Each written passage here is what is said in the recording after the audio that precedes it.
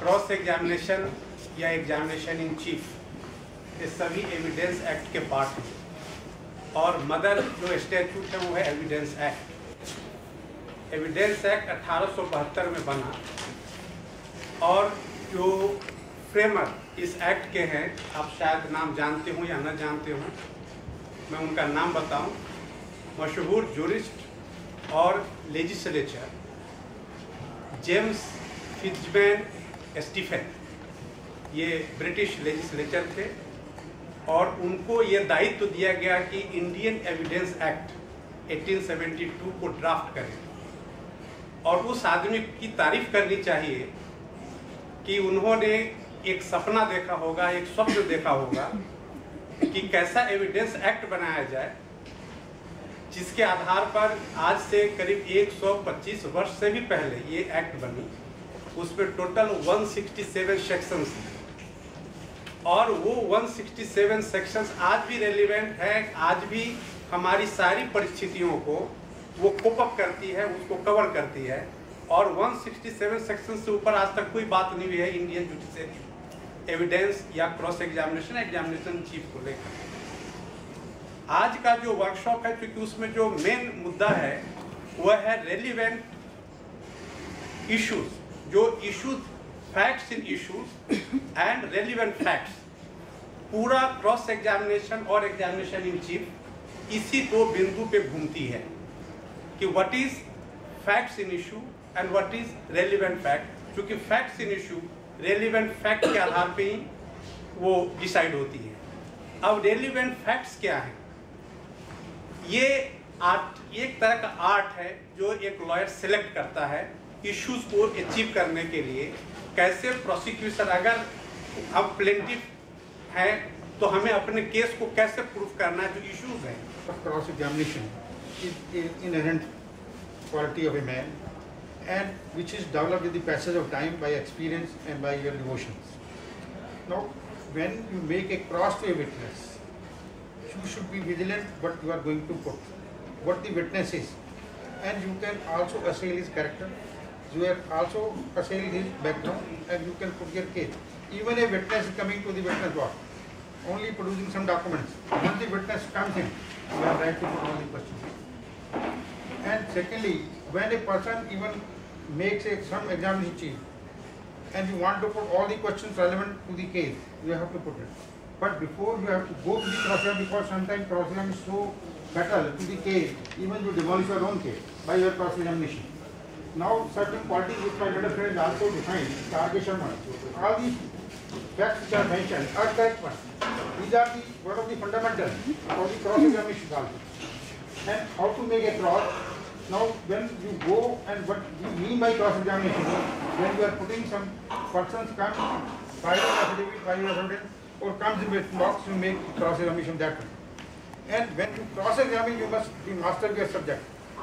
Your case, what your case is, what the law connected with it. If you are failing in it, you will not be able to bring the witness. Some even interested witness may come, some relation may come, and some person who is having background with a bad character may come in the witness box. Now you can put the questions regarding his character, regarding his background, to show whether this man is credible, whether he should be relied upon, whether the lens can be placed. But if the evidence is relevant, irrespective of all other things, court can take it to consideration. Now sometimes and when you are in a civil case, never ask other party to come in the witness box as your witness, otherwise you will demolish your entire case. And I have seen number of cases, even in Jaipur and Delhi, where a opposite party has called the 24 their witnesses in the witness box and lose the entire case. Even the other party has not let the evidence, still the case was won. So therefore, always take precaution only to examine witnesses who are known to you, who is conversant with the facts, and depose in regard to the case in your favor. The moment you call other party in the witness box, he will certainly demolish your entire thing, and it will go against you. Recently, I am facing one case in Tizari also. In that case, also the other party examined my client, who was a partner in the partnership firm, and it deposed everything in favor of the plaintiff, and the court said, "What I have to say? Your case is proved in all respects. You have no defense now. So therefore, what they say is your vision must be clear, your study must be clear, and all these aspects to be gone into.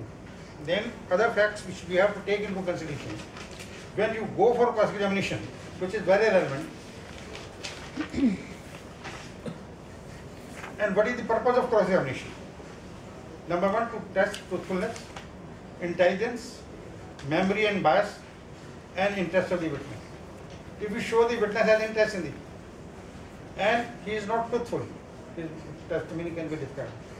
And when you put the person some question or some evidence is before you, you must put all questions relevant to the case.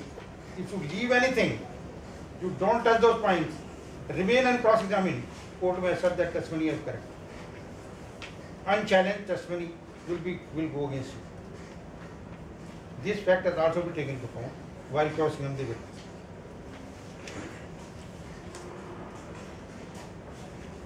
And when you make a cross-examination, and sometimes we say the hostile witness is it, but the other party declare their own witness to be hostile.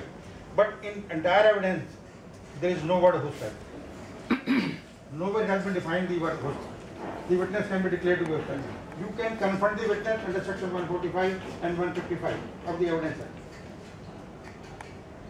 And secondly, even the testimony which the man has given, and you are putting a leading question to him, that statement will be taken to be inadmissible testimony. It cannot be used against you.